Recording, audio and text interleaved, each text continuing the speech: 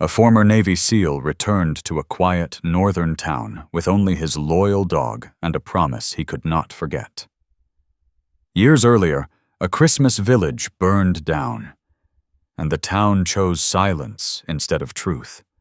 Now the soldier and his German shepherd have come back to rebuild what everyone else abandoned.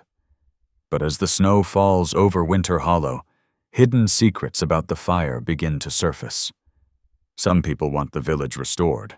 Others would rather the past stay buried forever. So the question is, can one man, one dog, and a promise bring hope back to a broken place? Before we begin, tell us where you're watching from.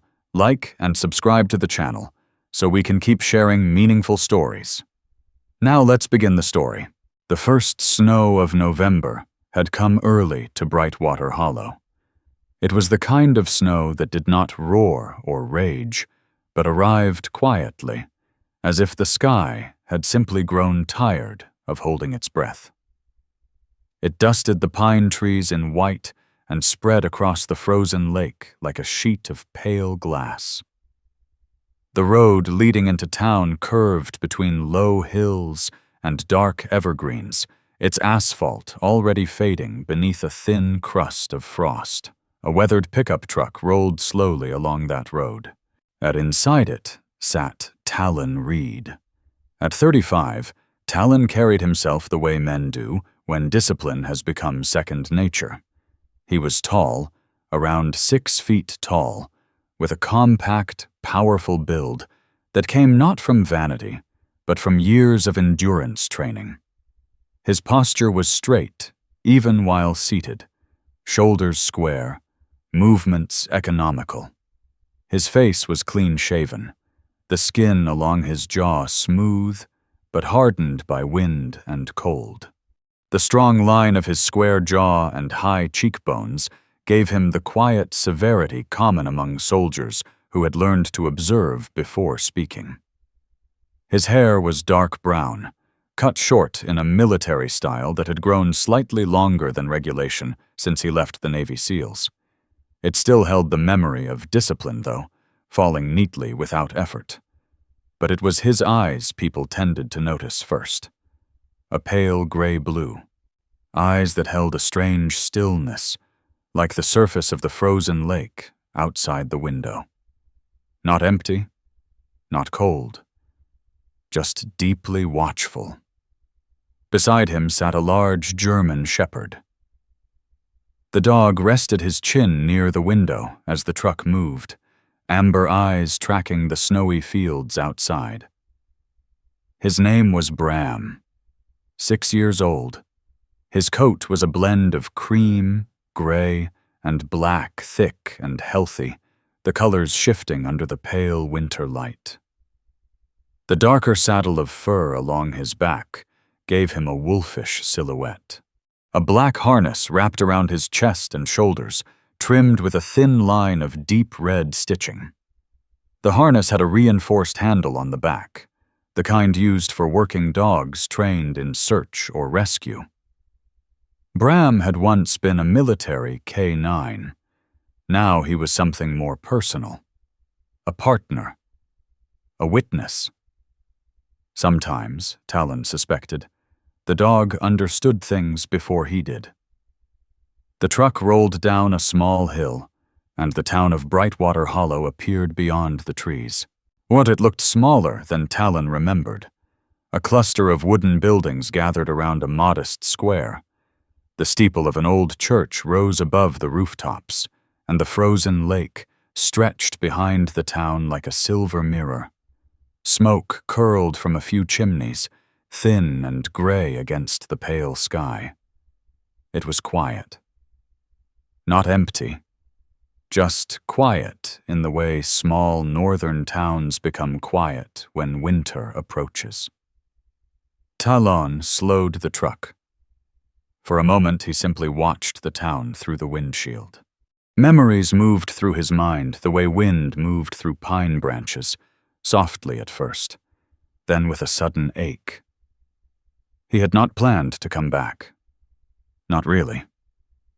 But 3 years ago, on a steel deck somewhere in the North Atlantic, A man had looked at him with tired eyes and said something that never quite left his chest. "If you ever go back north, don't let Winter Hollow disappear." That man had been Elias Voss, Talon's closest friend, his brother in everything but blood. Elias had died 2 days later. Talon tightened his grip slightly on the steering wheel. The truck rolled past the town sign, Brightwater Hollow, population 1,824. A few residents walked along the sidewalks, bundled in thick coats and wool hats. None of them recognized the truck. To them, Talon was just another stranger passing through. That was fine with him. Strangers asked fewer questions. Bram lifted his head suddenly, the dog's ears angled forward. "What is it?" Talon murmured quietly. Bram did not bark. He simply shifted in his seat, body alert now, amber eyes focused toward something ahead. Talon followed the dog's gaze. At the far end of town, beyond a stand of bare trees, stood the remains of something that had once been bright. Winter Hollow Village. The road leading to it was half covered in snow. Talon drove toward it slowly. The closer he came, the clearer the shapes became. Small wooden cabins painted faded red, a row of decorative lampposts, a wooden archway that once held a carved sign. The letters were still visible beneath peeling paint. "Welcome to Winter Hollow." The truck stopped just outside the gate. Talon turned off the engine. Silence settled around them. Snowflakes drifted lazily through the air, landing on the cracked wooden fence and the abandoned cabins beyond. The village looked like a place someone had once loved very much, and then forgotten. Talon stepped out of the truck. Cold air rushed against his face. His boots crunched softly in the snow as he walked a few steps forward. Bram jumped down beside him. The dog moved ahead, nose low, sniffing the ground. His tail remained still, body calm but attentive. Talon looked across the village. He remembered lights here, strings of glowing bulbs across rooftops, children laughing on the ice rink, the smell of cinnamon and wood smoke. Now the place held only wind and quiet. And yet, Bram stopped, completely. And the German shepherd stood in the middle of the snow-covered path, ears forward, body rigid. Talon watched him. "Bram?" The dog did not move. He was staring toward the center of the village, where a small wooden tower rose above the buildings. The bell tower. Bram let out a single low sound. Not a growl, not a bark. Something quieter. Then he turned his head slowly and looked back at Talon. For a long moment, the dog simply held his gaze. It was the same look Bram used during missions, when he had detected something that humans could not yet see. Something hidden. Something important. Talon felt a strange chill that had nothing to do with the cold. The village had been abandoned for 10 years. There should have been nothing here. And yet Bram stood there like a sentry, as if waiting. The wind shifted gently across the empty cabins. Talon exhaled slowly. He walked forward. The wooden arch creaked faintly as he passed beneath it. But up close, the damage was easier to see. Paint peeled from the cabins. Windows were boarded over. The old ice rink was cracked beneath a layer of snow. Talon moved through the village quietly, his eyes scanning the structures the way years of military training had taught him to scan unfamiliar terrain. Habit never fully leaves a soldier. Bram followed close behind. The dog's nose brushed the edges of doorways and wooden posts, reading scents long faded to human senses. Eventually, Talon stopped in the middle of the village square. At its center stood a small stage built for winter performances. A string of rusted bells hung above it, silent in the wind. Talon looked around. He could almost hear echoes of laughter. Almost. "Still standing," he said softly. Bram sat beside him. The dog's breath puffed in the cold air. For a moment, neither of them moved. Talon reached into his jacket pocket and pulled out something small, a folded photograph. It showed two boys standing beside the same bell tower. One of them was Talon. The other had lighter hair and a wide grin that seemed permanently caught between mischief and optimism. Elias. Talon studied the photograph for a long time. "You always liked this place," he murmured. Snowflakes landed softly on the photo. Bram leaned closer, sniffing the air around Talon's hand. Then the dog nudged his elbow gently. Talon looked down. Bram had turned his head toward the cabins again, still watching, still listening. Talon followed the dog's gaze across the quiet village. A strange feeling settled in his chest. Not fear, not exactly. More like the sense that something unfinished lived here. He folded the photograph and slipped it back into his pocket. The wind moved through the empty bells above the stage. One of them clinked softly. A thin metallic sound in the winter air. Talon looked toward the bell tower again. Then he gave a small nod, as if answering someone who was no longer present. "All right," he said quietly. "We're here." Bram's tail moved once in the snow, and for the first time in 10 years, someone stood in Winter Hollow Village with the intention of staying. Morning came slowly to Brightwater Hollow. Winter sunlight in the north did not rise dramatically. It seeped over the hills like pale milk poured across the sky. When Talon Reed stepped outside the small roadside motel where he had taken a room for the night, the air cut through his lungs with the sharp cleanliness only northern winters carried. The parking lot was quiet. A thin sheet of frost coated the pickup truck, sparkling faintly beneath the early light. Talon wiped the windshield with the sleeve of his worn tactical shirt before opening the door. Inside the truck, Bram waited patiently. The German shepherd lifted his head as soon as Talon approached. His amber eyes blinked slowly, alert but calm. Snowlight reflected in the dog's coat, revealing the layered colors of his fur cream along the chest and shoulders, deeper gray along the spine, black shading across the saddle of his back. Bram stretched before jumping down, landing softly beside Talon. The dog shook once, scattering frost from his coat. Talon scratched the base of Bram's neck where the harness straps crossed. "Let's see what kind of place this town became," he murmured. Bram's ears flicked forward. They drove into town slowly. Brightwater Hollow had the quiet dignity of places that had learned to endure long winters.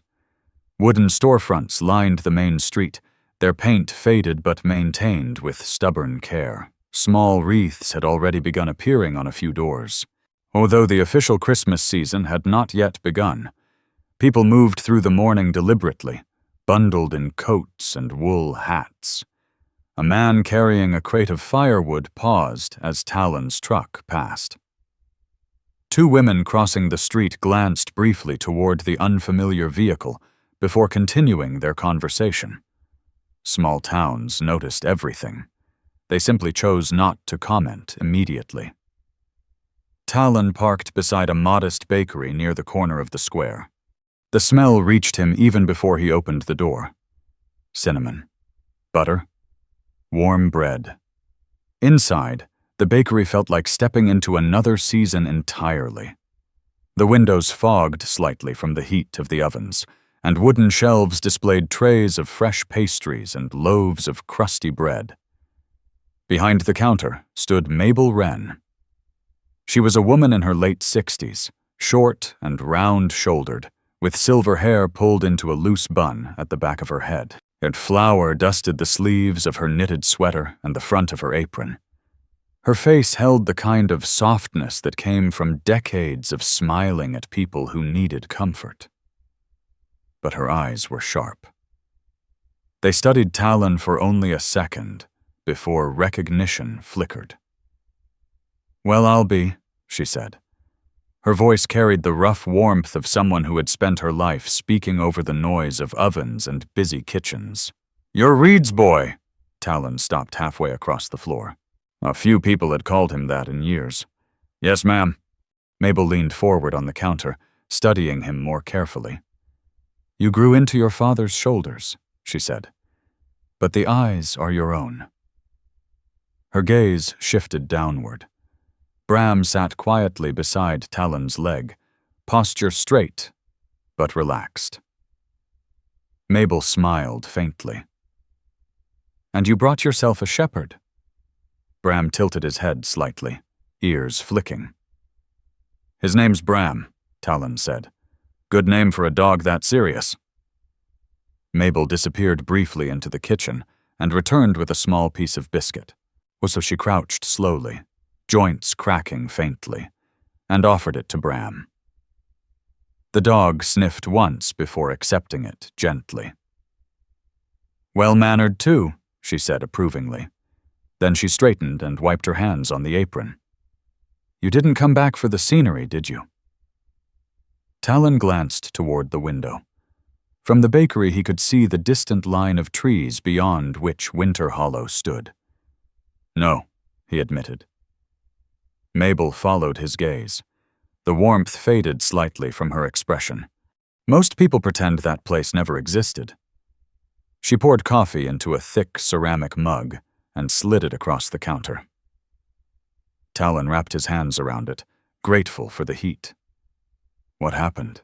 he asked quietly. Mabel leaned back against the counter. "The short version?" She folded her arms. "That village used to be the best thing this town had."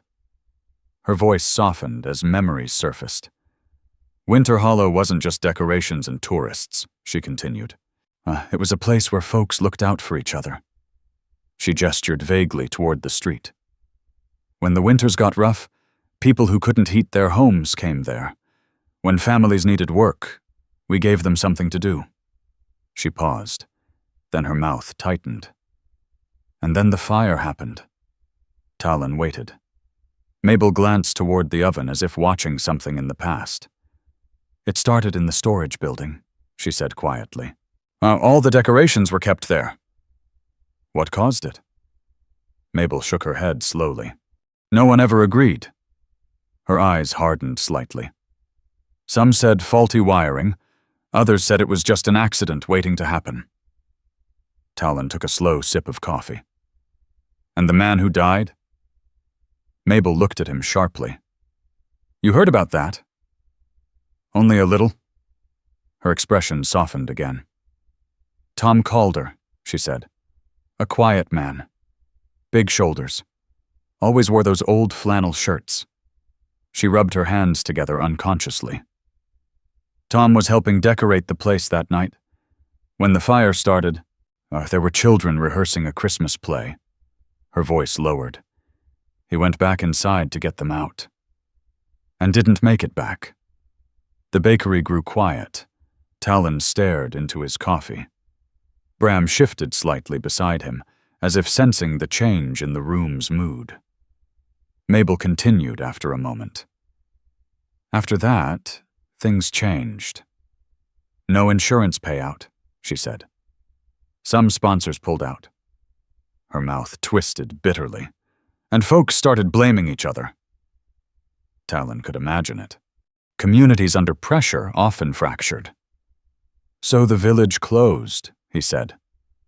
"Closed," Mabel corrected gently, "but not forgotten." She looked at him carefully. "You're not the only one who remembers." Talon finished the coffee. "I'm thinking of fixing it up." The words surprised even him. Mabel studied his face for a long moment. "You always were stubborn," she said finally. Her eyes flicked briefly toward the door. "You should talk to Gideon Pike." At that exact moment, Bram suddenly stood. The dog's posture changed completely. His head lifted, his ears angled toward the door. The bakery bell had not rung. No one had entered. And yet Bram was staring at the empty doorway, as if someone unseen stood there. A low sound rumbled quietly in his chest. Not fear. Recognition. Mabel noticed. "Strange," she murmured. "What is it, boy?" Bram took 2 steps toward the door. Then he stopped. The moment passed. The dog returned to Talon's side, sitting calmly again. But Talon felt the faint tightening in his chest that came when Bram sensed something he did not yet understand. Outside the bakery, the air had grown brighter. Snow glittered along the rooftops.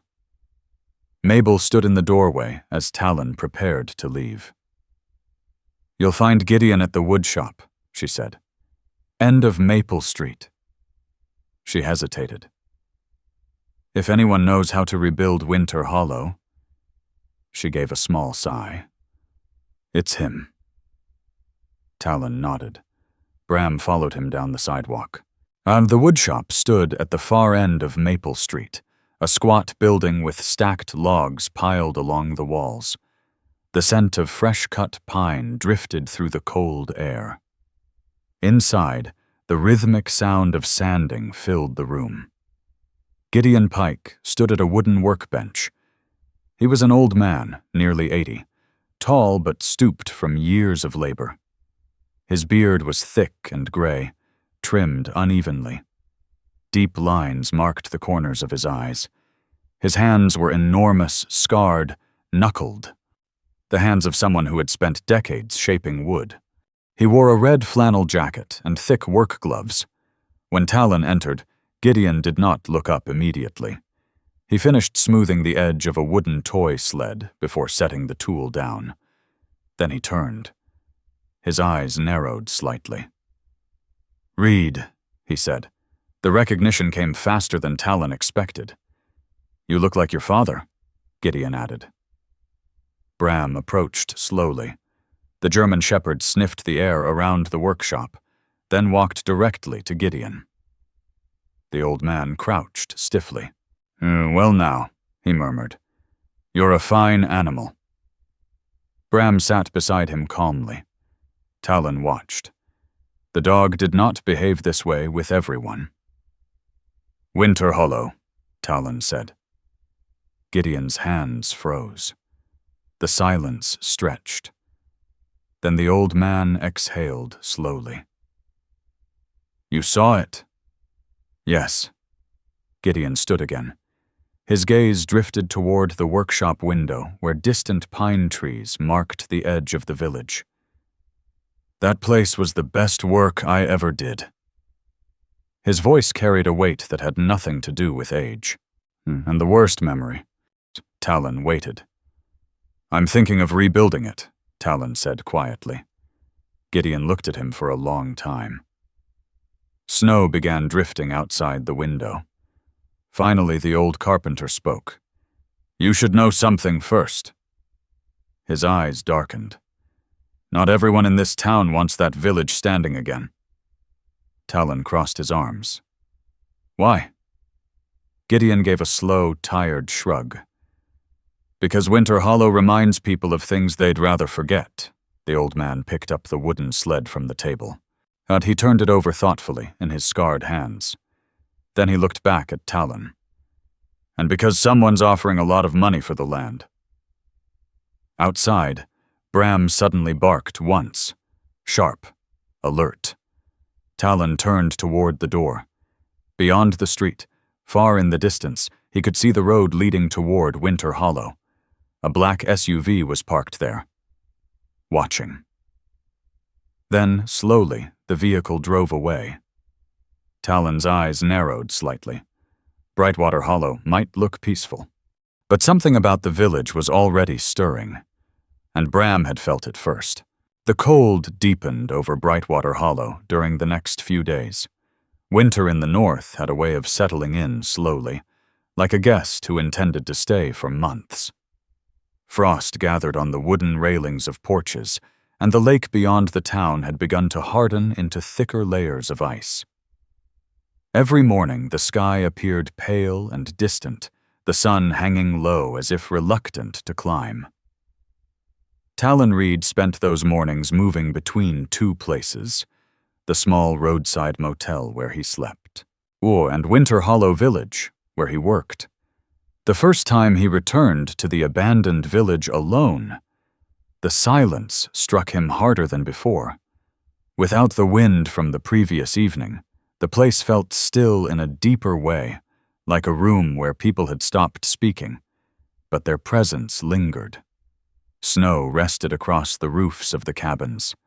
The wooden arch at the entrance creaked softly whenever the wind shifted. Talon pushed open the door to the central management cabin. The hinges groaned. Inside, the air smelled faintly of dust and pine resin. He stood still for a moment, letting his eyes adjust to the dim light filtering through the cracked window.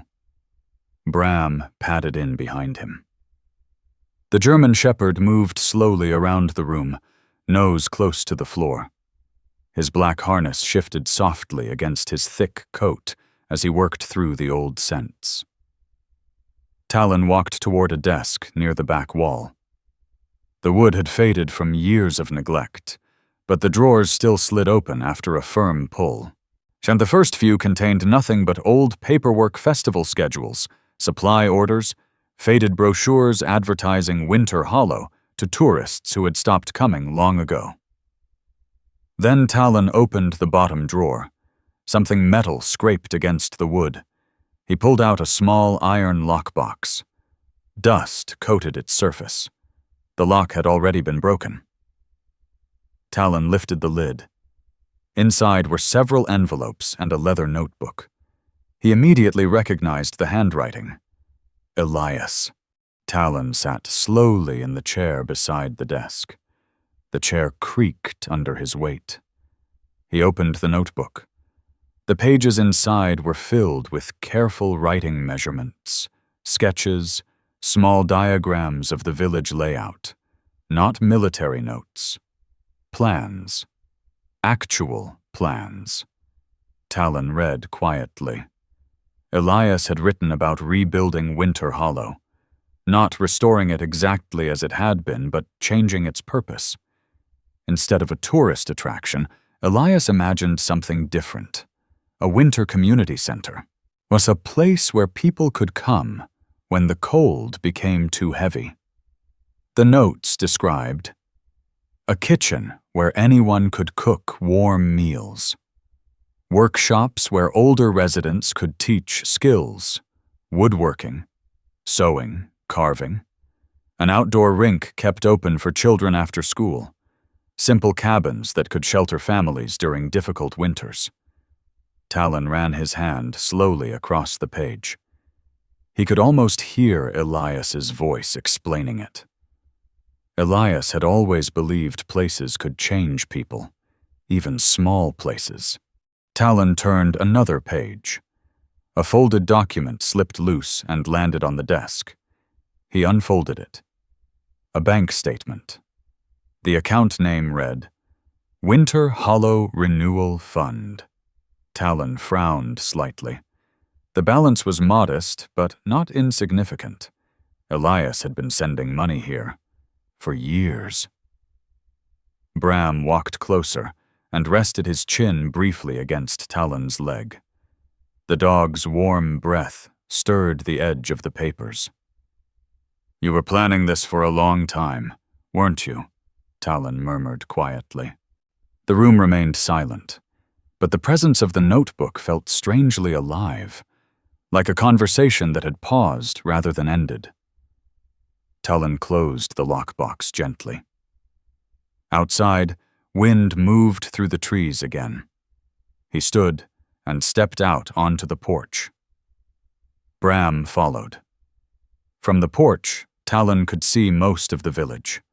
Snow softened the edges of the buildings. The bell tower stood quiet at the center. It was hard to imagine laughter here again. Hard, but not impossible.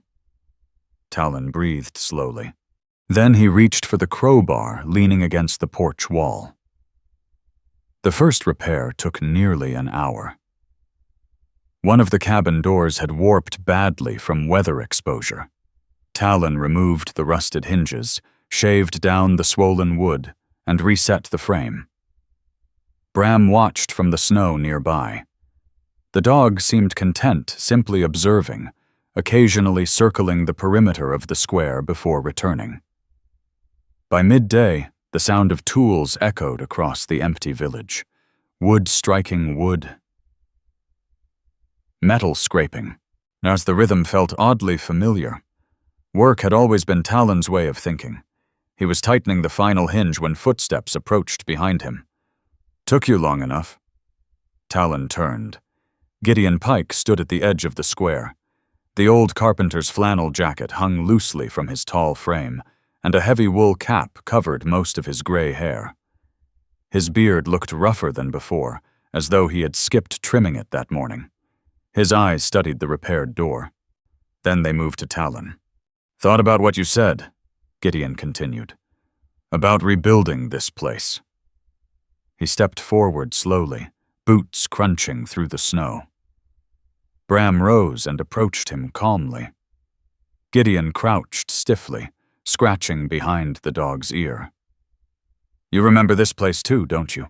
he murmured to the shepherd. Bram leaned slightly into the touch. Talon wiped his hands on his pants. "I wasn't sure you'd come." Gideon stood again. "Well," the old man said, glancing around the village, "if someone's crazy enough to try fixing Winter Hollow." He gave a small shrug. "They shouldn't do it alone." Talon nodded.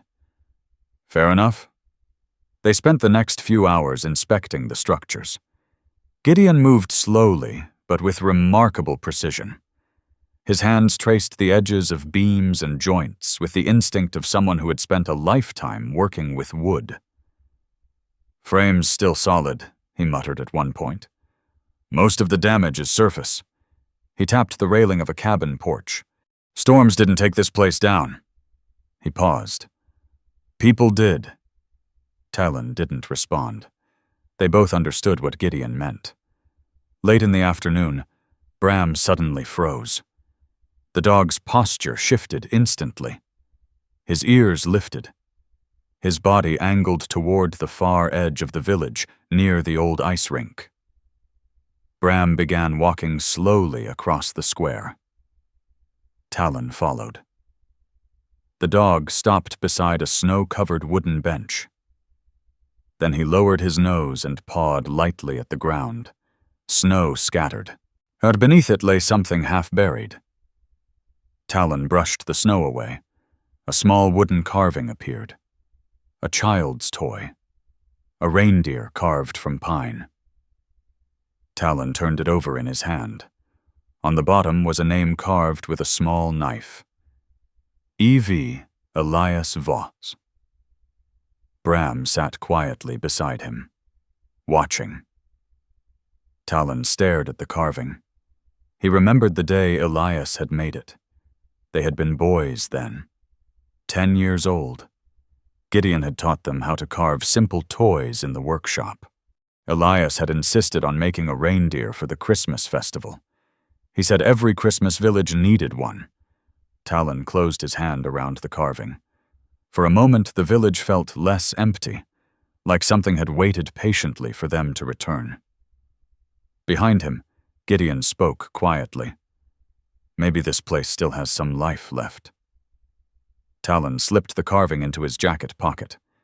He looked across Winter Hollow again. The sun had begun sinking behind the trees.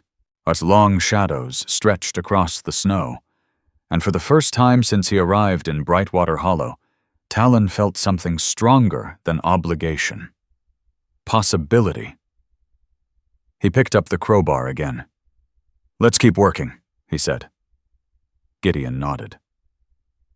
Bram moved to the center of the square and sat beside the bell tower, watching, waiting. As the two men worked, the fading sunlight touched the roofs of the cabins. For a moment, the village looked almost the way it had years ago. Almost ready to welcome winter again. Winter arrived fully the following week. The sky above Brightwater Hollow turned the pale, endless gray that meant the weather had decided to stay. The wind shifted direction overnight, coming down from the northern ridges with a steady, biting force that rattled window frames and carried loose snow across the frozen lake. Talon Reed noticed the change immediately. Years of military training had left him with a habit of reading weather the way some people read faces. Or storms spoke through small details, the sharpness of the air, the way birds disappeared from tree branches, the faint metallic scent that sometimes crept into the wind before heavy snowfall. This one was building. He stood outside the largest cabin in Winter Hollow Village, tightening the last bolt on a repaired railing. His fingers were stiff from the cold, but the work itself had warmed him enough that steam rose faintly from his breath. Behind him, Gideon Pike leaned against a wooden post and watching the sky. The old carpenter had a way of standing that suggested patience more than rest. His tall frame bent slightly forward from age, but his eyes remained sharp beneath the brim of his wool cap. "Storm's coming sooner than expected," Gideon muttered. Talon followed his gaze. Dark clouds rolled slowly over the distant hills. "How bad?" Talon asked. Gideon shrugged. "Hard to say yet." He rubbed his beard thoughtfully. "But storms this early in the season usually mean trouble." Nearby, Bram moved along the edge of the square, nose low as he followed the scent of something buried beneath the fresh snow. His thick coat rippled slightly in the wind, and the red-trimmed harness across his shoulders stood out against the pale landscape. The German shepherd paused occasionally, scanning the quiet village with alert eyes. Despite the cold, he looked completely comfortable. Dogs built for northern climates often did. Talon finished the railing and stepped back. Winter Hollow looked slightly different now. 2 cabins had functioning doors again. 1 roof had been patched. The porch lights on the central building had been repaired, though they still needed electricity to work. Small improvements, but visible ones. Talon wiped his hands against his combat pants. "Town meeting tonight," Gideon said suddenly. Talon glanced toward him. "About the village?" "About everything." Gideon gestured toward the town beyond the trees. Word spreads fast in places like this." He studied Talon carefully. "Some folks like what you're doing." "And the others?" Gideon gave a slow shrug. "They're waiting to see if you fail." Talon nodded once. That was fair. Communities tested outsiders the way oceans tested sailors, quietly at first, then all at once. The wind strengthened slightly. Bram lifted his head. The dog's ears angled toward the distant road. Talon noticed the shift immediately. "What is it?" Bram stared for several seconds. Then he turned and trotted toward the entrance of the village. Talon followed. At the wooden archway, Bram stopped. A car approached along the snowy road. It was not the black SUV Talon had seen earlier in the week. This vehicle was smaller, a faded blue sedan that looked as if it had survived several harsh winters. The car stopped near the gate. The driver's door opened slowly. A young woman stepped out. She moved carefully across the icy ground, her boots crunching softly in the snow. She looked to be in her early 30s. Her figure was slender but strong, the kind that suggested someone used to outdoor work rather than office hours. Her dark brown hair was tied loosely behind her head, though strands had escaped and whipped across her face in the wind. Her coat was simple thick wool, dark green, worn but well cared for. Her face held a quiet seriousness, not unfriendly, just cautious. She noticed Bram first. The dog stood calmly beside Talon, posture alert but non-threatening. Her expression softened slightly. "You must be Talon Reed," she said. Her voice carried a gentle firmness, the kind used by teachers or nurses. Talon nodded. "That obvious?" She smiled faintly. In a town this small, the man rebuilding Winter Hollow becomes news pretty quickly. She stepped closer. "I'm Nora Bellamy." Talon recognized the name. "She runs the school," Gideon said from behind him. Nora nodded. "Elementary teacher," she corrected gently, "and part-time troublemaker, according to half the town council." Gideon chuckled quietly. "Accurate description." Nora looked past them toward the cabins. For a moment, something like sadness crossed her face. "I used to come here as a kid," she said softly. "My class performed a Christmas play on that stage." She pointed toward the wooden platform in the center of the square. Talon followed her gesture. The stage stood silent beneath the snow. "What happened that night," Nora continued, "still affects some families here." Her gaze returned to Talon. "You should know that." Talon studied her carefully. "You came to warn me?" "Partly." She crossed her arms against the cold wind. "And partly because the storm coming tonight could be worse than people expect." Talon frowned slightly. "The forecast said heavy snow." Nora shook her head. "My brother works at the ranger station in the mountains." She hesitated. "They're expecting blizzard conditions," Gideon cursed quietly under his breath. "How long?" "Possibly 2 days." The wind rose again, sending loose snow swirling across the empty village. Talon glanced toward the road leading back to town. Most people would stay home, but storms often caught someone unprepared.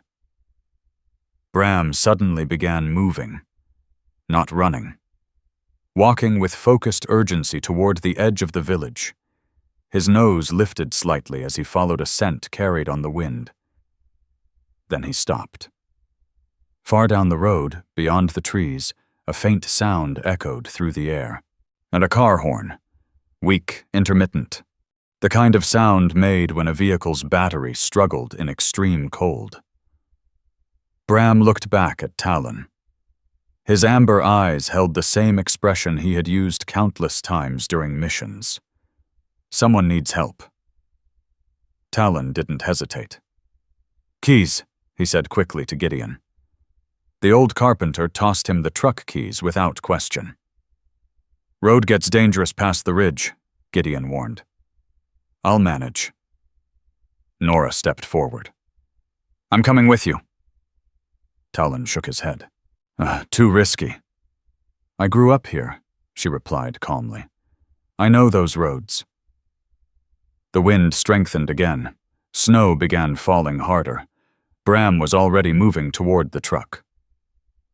Talon opened the door. "Fine," he said, "but you follow my lead." Nora nodded. The engine roared to life.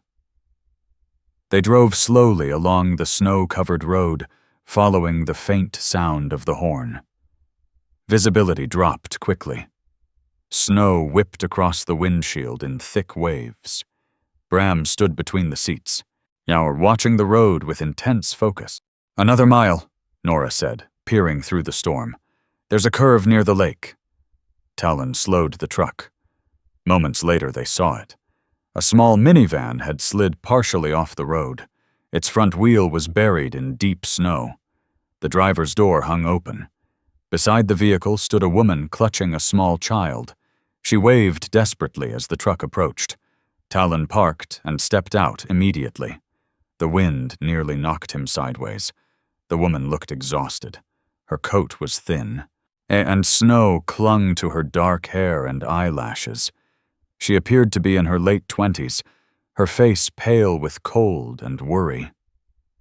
"I'm Lucy Calder," she said breathlessly. "My son and we were trying to get home before the storm." The child in her arms looked about 5 years old. His cheeks were red from the cold. Bram approached carefully.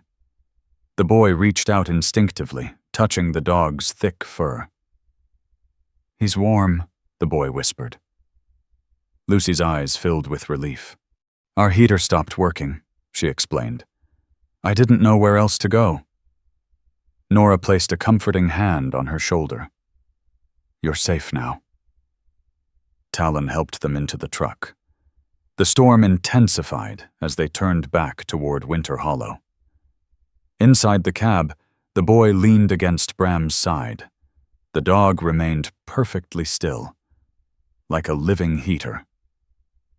Lucy watched them with quiet gratitude. "Thank you," she said softly.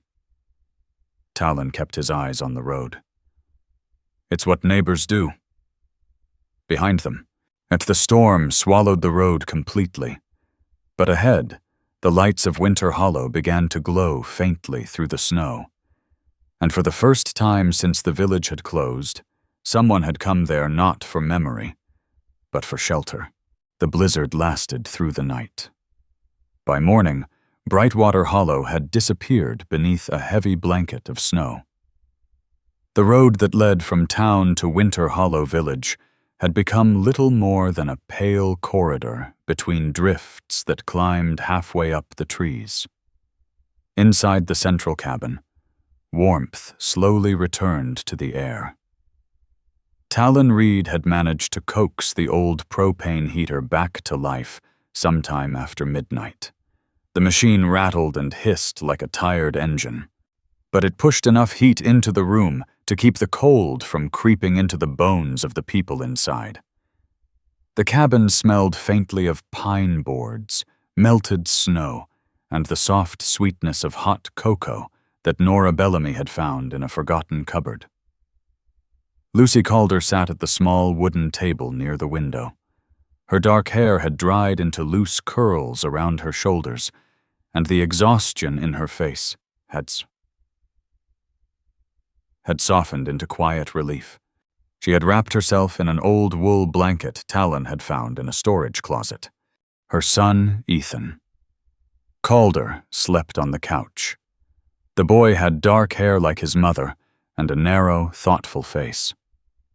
One small hand rested against the thick fur of Bram, who lay beside him like a living pillow. The German shepherd barely moved. Every few minutes his ears twitched slightly, listening to the sounds of the storm beyond the walls. Talon stood near the window. The glass had frosted over in delicate patterns that looked like the frozen branches, and through them he could barely see the white blur of snow outside. Behind him, Gideon Pike leaned over the stove, stirring a pot of coffee with patient care. "You'd think storms like this would stop surprising me," the old carpenter muttered. Talon glanced toward him. "They still do?" Gideon shrugged. "Storms remind people how small they are." He poured the coffee into metal mugs and handed one to Talon. Across the room, Nora Bellamy knelt beside Ethan. She brushed a loose strand of hair from the boy's forehead, her expression soft but thoughtful. "He'll remember this place," she said quietly. Talon followed her gaze. "Maybe that's not a bad thing." Nora stood. Her eyes moved slowly around the cabin. "People used to come here during storms," she said. "My mother told me that." The memory seemed distant, like something half buried beneath years of silence. "Back when the village was alive," Lucy spoke from the table. "My father used to volunteer here." Her voice carried an unusual calm. Talon turned. "You mean Tom Calder?" Lucy nodded. "Yes." Her fingers tightened slightly around the mug in front of her. "I was 10 when the fire happened." The room grew quiet. The wind pressed against the cabin walls with a low, steady roar. Talon pulled out a chair and sat across from her. You remember that night? Lucy looked down at the wood grain of the table. I remember the smoke.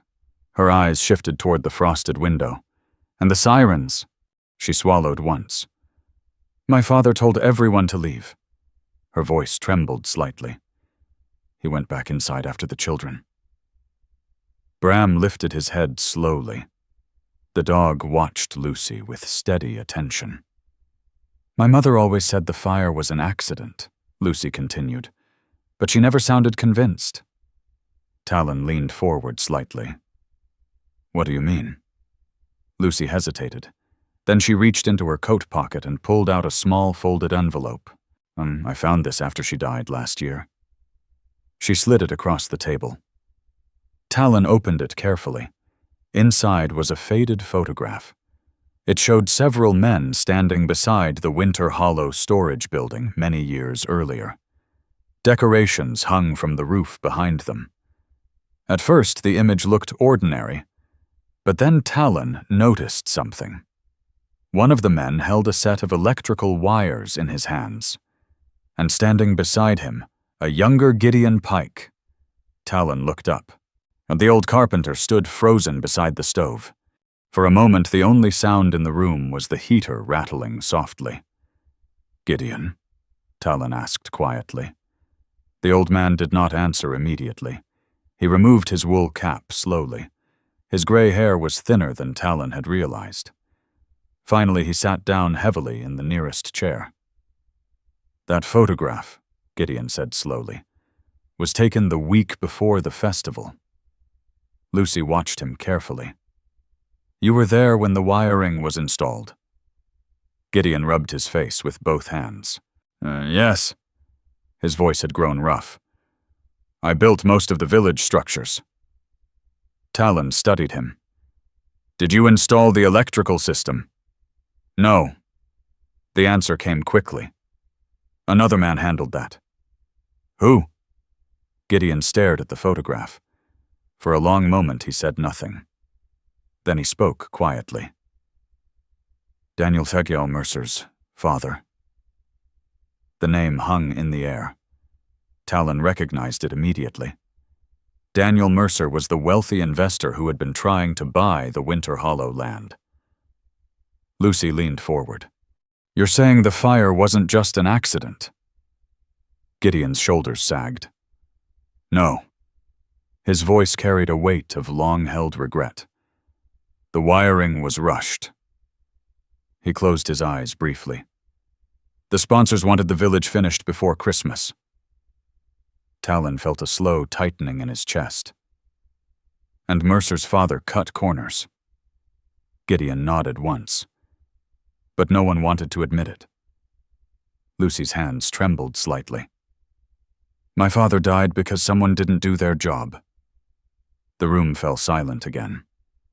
Outside, as the storm continued to roar, Bram suddenly stood. The German shepherd walked slowly toward the far wall of the cabin. He sniffed once, then again. His nose pressed against the wood paneling. Talon followed. What is it?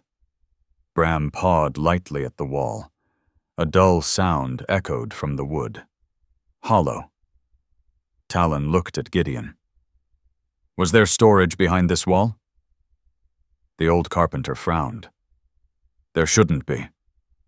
Talon grabbed a small pry bar from the workbench. The wood panel loosened after a few careful pulls. Behind it lay a narrow cavity between the wall studs. Inside was a metal document tube. Talon pulled it free. The tube was sealed with an old rubber cap. He removed it slowly. Inside were several rolled papers. Blueprints. Talon spread them across the table. The diagrams showed the original electrical layout of Winter Hollow. And in the lower corner, a signature. Arthur Mercer, Daniel Mercer's father. Lucy stared at the blueprints. This proves it, she whispered. Talon looked toward Gideon. Why didn't anyone say anything? The old man's eyes were filled with shame. Because the town needed those investors. He exhaled slowly. And Mercer paid for the repairs after the fire. Lucy's voice shook with anger. So he bought everyone's silence. Gideon didn't argue. Outside, the wind began to weaken. The storm was finally passing. Talon rolled the blueprints carefully. The truth had been hidden inside Winter Hollow all along, and now it had finally surfaced. Across the room, Ethan stirred slightly in his sleep. Bram returned to the couch and lay beside him again. The boy's small hand found the dog's fur instinctively. Talon watched them quietly. Then he looked back at the blueprints. This village deserves better than silence, he said. Lucy nodded slowly. For the first time since she had arrived, her expression carried something stronger than grief. Justice. And outside, as the storm clouds began to break apart, pale sunlight touched the roofs of Winter Hollow. The village had survived the night, but the truth inside it had finally awakened. The storm had passed by morning. Brightwater Hollow woke beneath a sky so clear it almost looked fragile. Sunlight stretched across the snowfields like pale gold, turning every rooftop and pine branch into a field of quiet light. But Winter Hollow Village did not wake peacefully. Talon Reed noticed the damage the moment he stepped outside the cabin. The wind had carved deep ridges into the snow overnight. Drifts leaned against the sides of buildings like frozen waves. Just the wooden archway at the entrance groaned under the weight of ice that clung to its beams. And something else had changed. Talon's eyes narrowed slightly as he studied the central square. One of the cabin windows had been shattered. Glass lay scattered across the snow. Behind him, Bram stepped out of the doorway. The German shepherd paused beside Talon, his amber eyes scanning the quiet village with sudden intensity. His ears tilted forward as the wind shifted across the open square. The dog walked slowly toward the broken cabin. His paws left clean tracks in the snow. Talon followed. The cabin door hung open. Inside, the air felt colder than the outside wind. Shelves had been overturned. Tools Talon and Gideon had carefully organized the previous afternoon lay scattered across the floor. Someone had been here. Talon crouched beside the window.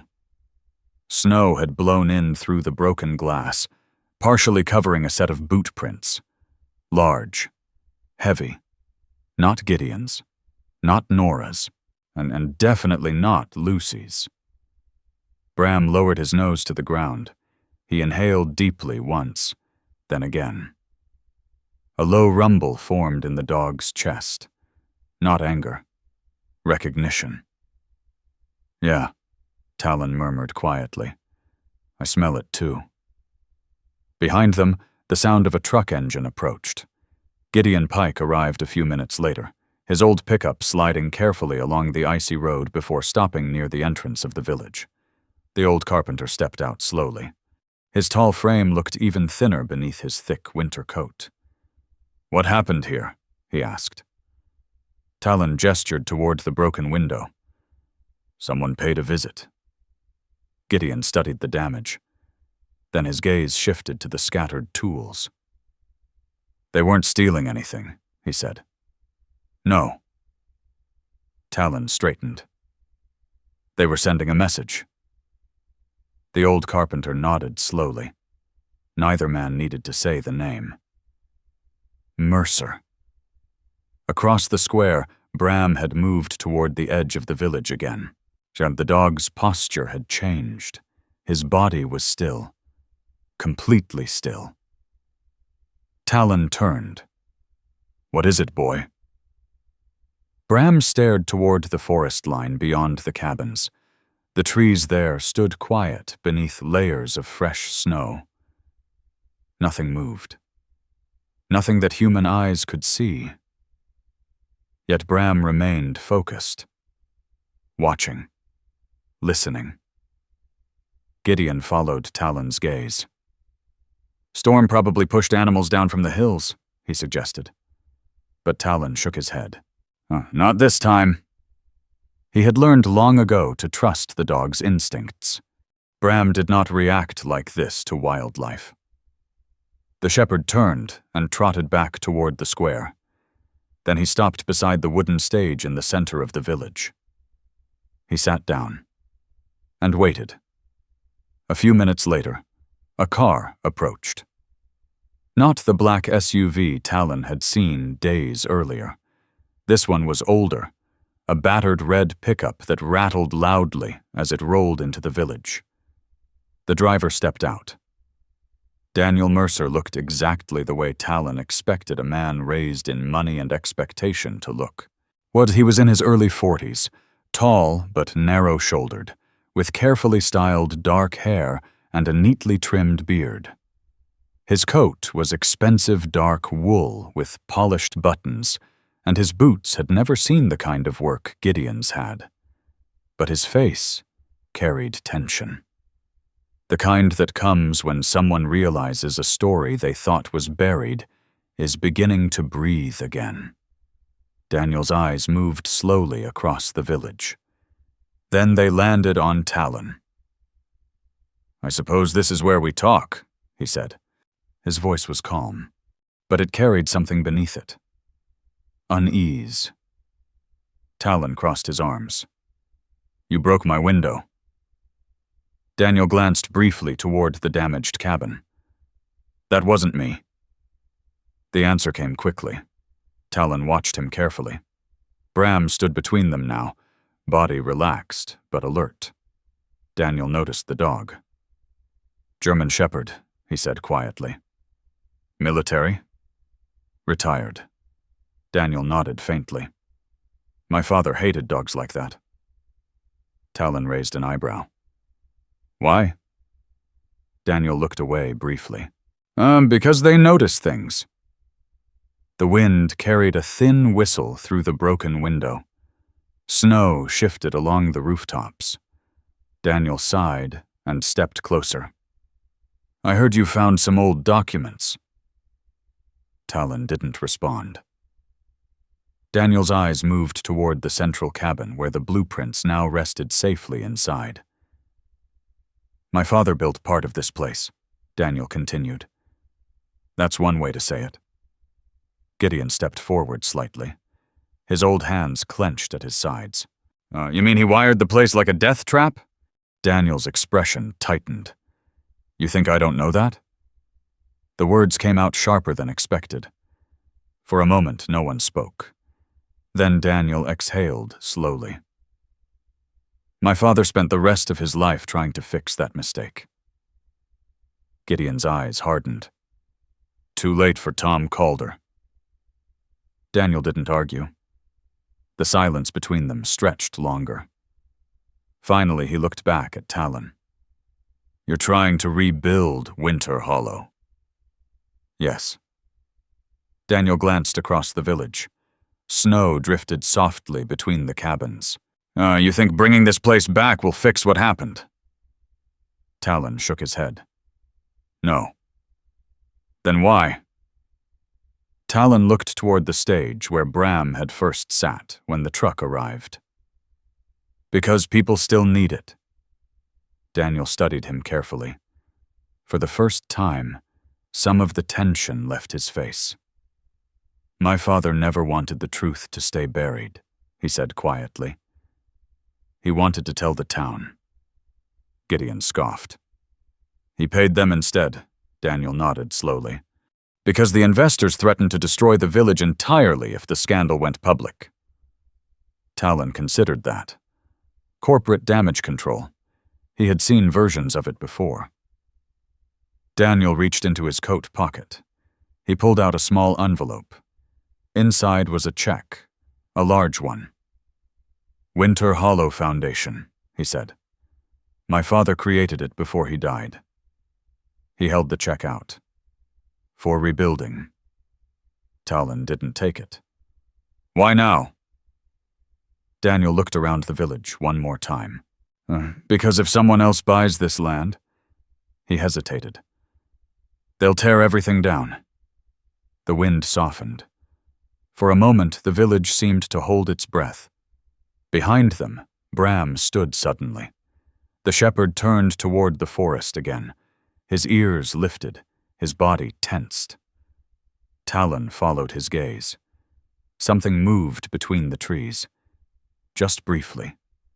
A dark shape. Watching. Then it disappeared. Talon's jaw tightened slightly. Mercer might not have been the only one interested in Winter Hollow.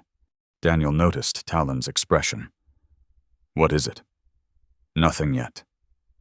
Talon folded his arms again, but his eyes remained fixed on the forest. Winter Hollow was waking up, and the village was attracting attention. Some of it welcome, some of it not. Behind him, Bram returned to the center of the square. The German shepherd sat beside the stage once more. Patient. Watchful. The way guardians wait when something important is about to begin. Morning arrived slowly over Brightwater Hollow. The storm clouds had cleared during the night, leaving the sky an open, quiet blue that stretched across the frozen hills like polished glass. Fresh snow covered the ground in smooth layers, reflecting the sunlight so brightly that the rooftops and pine branches seemed to glow. From the porch of the central cabin, Talon Reed watched the town road in silence. The village behind him was no longer as empty as it had been when he first arrived.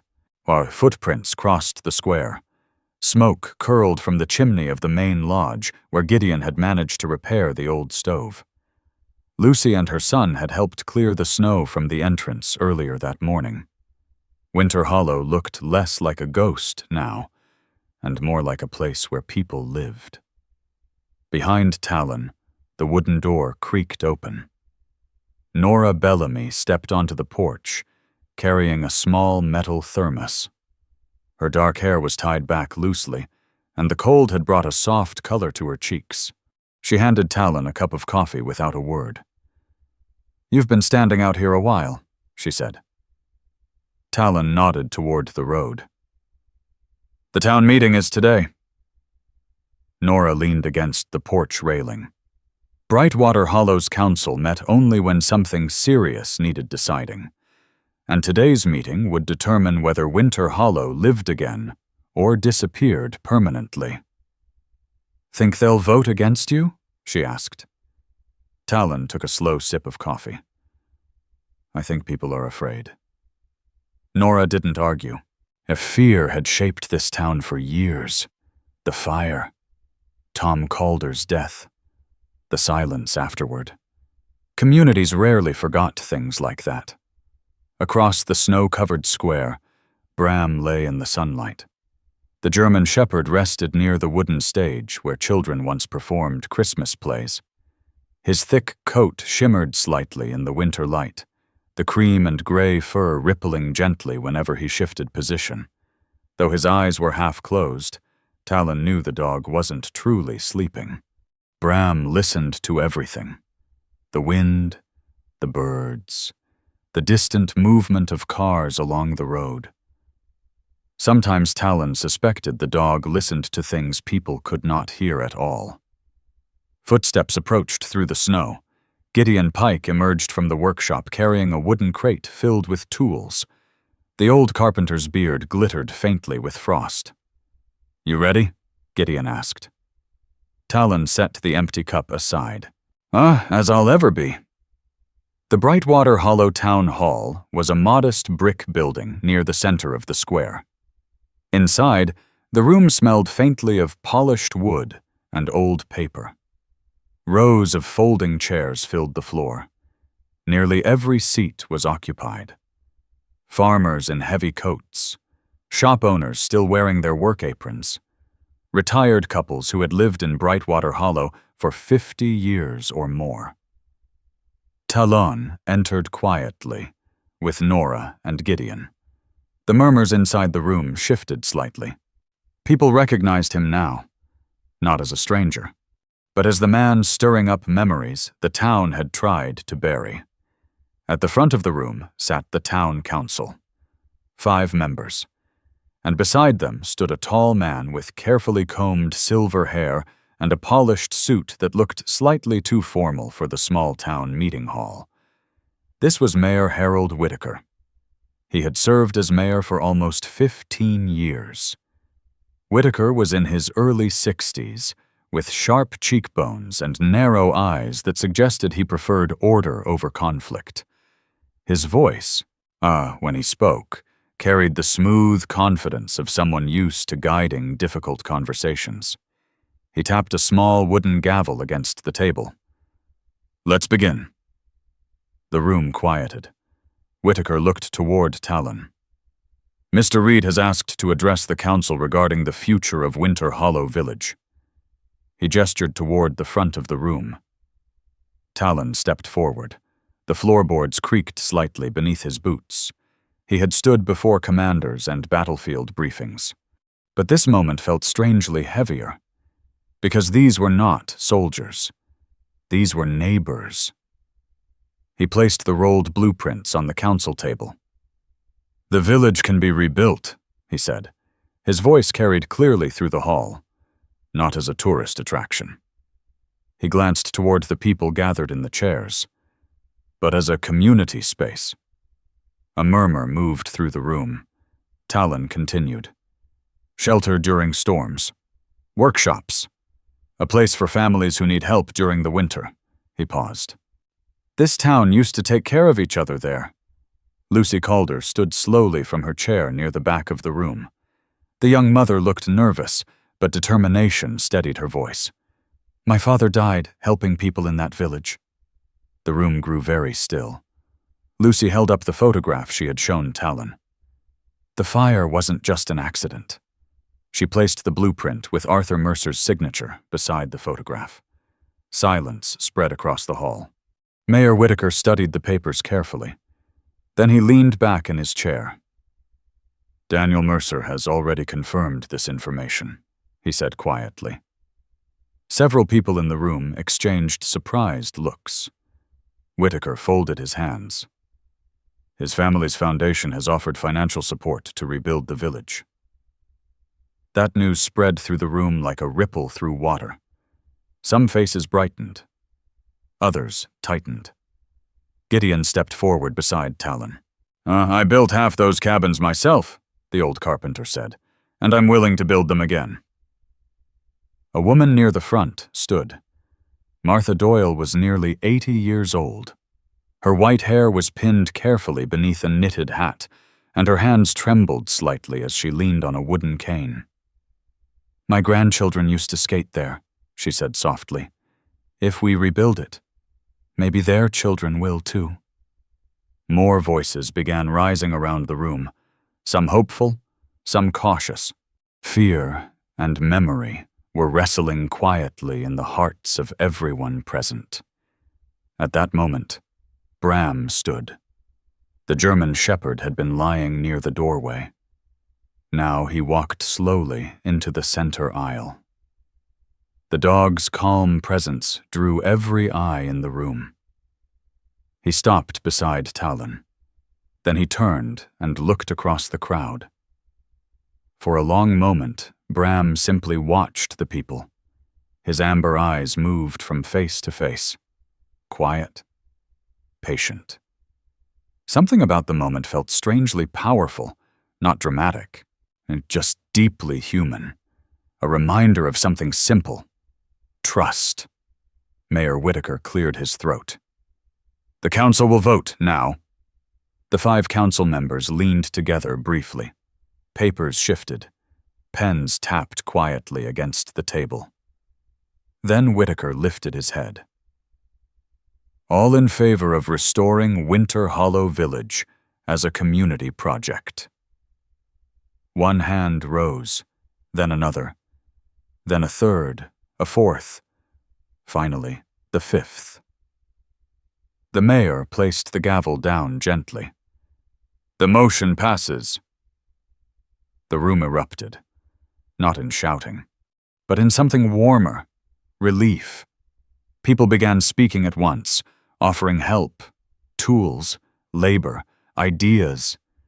Lucy wiped a tear from her cheek. Gideon chuckled quietly beside Talon. "Well," the old carpenter said, "looks like we're going to be busy." Nora smiled. "Busy is good." Outside, the sunlight brightened the snow-covered streets of Brightwater Hollow. That afternoon, the first volunteers arrived at Winter Hollow. Families, teenagers, retired carpenters. They cleared snow, repaired roofs, hung temporary lights along the stage. Bram moved among them calmly, accepting pats from children and quiet nods from adults. The village slowly filled with sound again.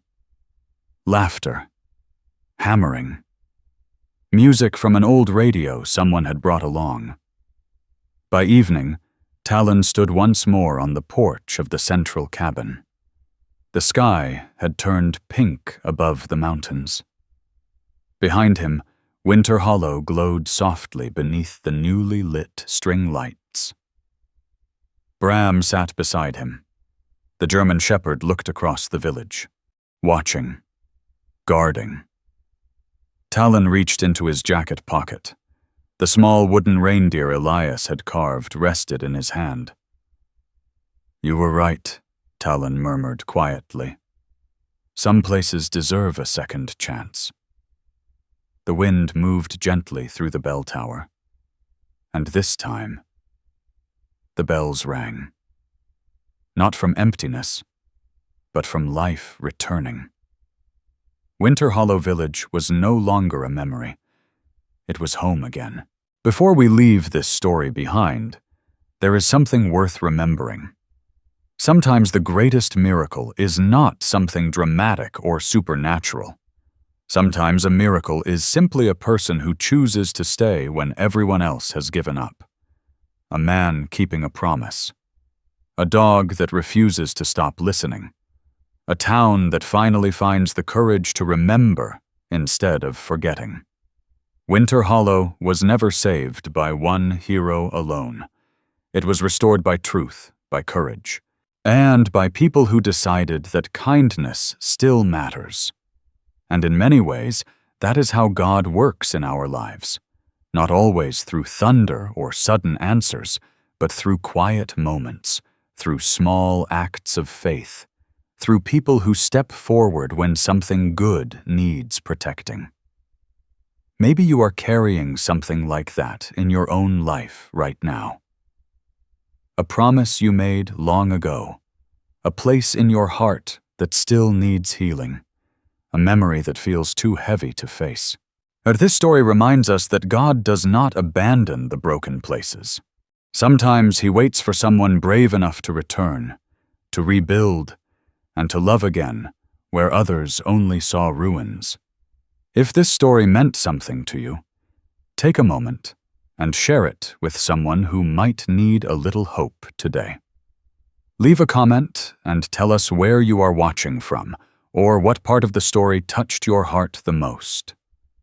And if you believe that quiet stories of faith, courage, and second chances still matter in this world, and please subscribe to the channel so we can continue sharing them with you. Wherever you are watching from, may God bless you, protect your family, guide your path, and bring peace to every place in your life that still needs light.